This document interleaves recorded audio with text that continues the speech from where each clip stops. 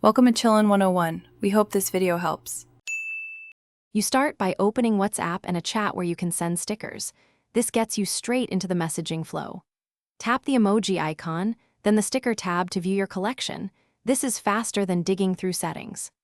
Once done, tap the plus or manage packs button to add or remove sticker packs. Make sure your app is up to date and that storage permissions are granted, because sticker files need file access to be imported and saved locally. Now you mark favorites by long pressing any sticker. This opens the options menu so you can add to favorites immediately.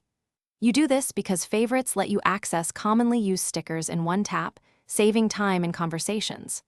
Once a few stickers are favorited, rearrange sticker packs or create a custom pack so those favorites appear near the top.